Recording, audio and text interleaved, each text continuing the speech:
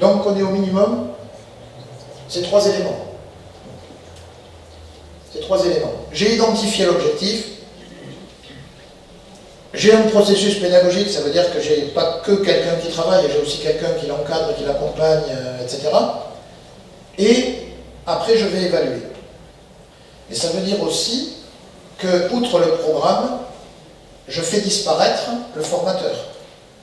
C'est-à-dire que je peux créer des situations d'apprentissage, les piloter, mais ce n'est pas nécessairement par la transmission que se fait les acquisitions. Vous voyez la différence entre j'ai quelqu'un qui transmet et j'ai quelqu'un qui est dans un dispositif d'apprentissage qui lui permet d'acquérir des compétences. Je le suis, je l'encadre, je l'épaule, je l'accompagne, mais c'est lui qui fait ses propres apprentissages.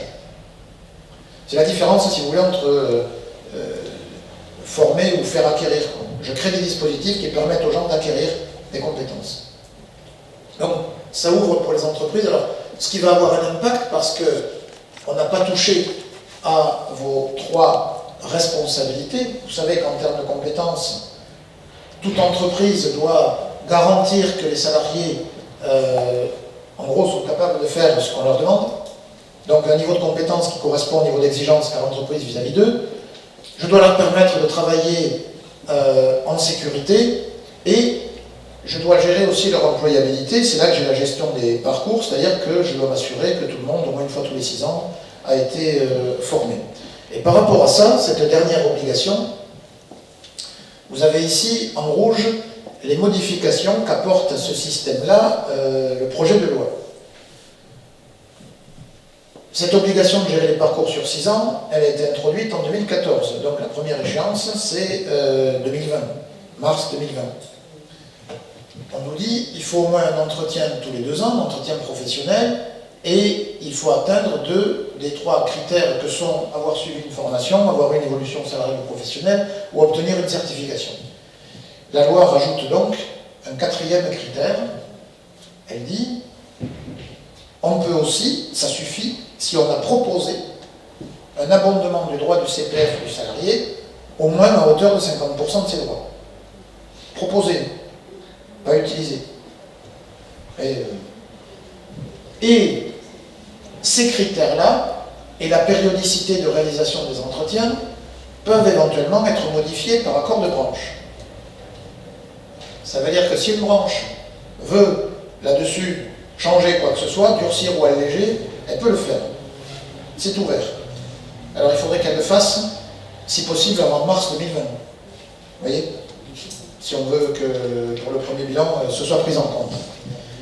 Mais, même si la branche ne négocie pas, avec la proposition d'un amendement de CPF, si, alors sous réserve que vous ayez fait au moins sur 6 ans 3 entretiens professionnels. Pour le reste, si vous identifiez des salariés qui sont passés à côté de la formation, et donc pour lesquels vous avez du mal à remplir les critères. Je prends l'hypothèse que le critère d'évolution salariale ou professionnelle serait rempli. Je peux me retrouver avec une pénalité qui est actuellement de 3 000 ou de 3 900 euros. Faites le calcul. Tout à l'heure, je vous disais, la conversion des droits des salariés, ça va nous donner, pour ceux qui ont le maximum des droits, 2 100 euros. 50%, ça fait 1050. Ça veut dire qu'il vaudrait mieux, si jamais j'ai des gens que je n'ai pas formés, leur proposer, s'ils abondent de leur CPF, de leur filer 1 000 euros en plus, que de filer 3 000 euros au fisc. Ouais, d'accord. Donc ça ouvre une alternative pour des entreprises qui repéreraient, alors les entreprises qui ont plus de 50 salariés, celles de moins de 50 salariés ne sont pas concernées par les sanctions, donc c'est pas le souci. Mais à plus de 50 salariés, la question peut se poser, et si jamais je rentre mal dans les critères, ben, j'ai une possibilité supplémentaire de m'en libérer, sachant que mon obligation c'est de faire l'offre. Et après on voit s'il y a des gens qui acceptent ou pas. Résultat, si je n'ai pas une majorité de gens qui prennent, alors là, pour le coup, ça me coûte bigrement moins cher que de payer de la pénalité.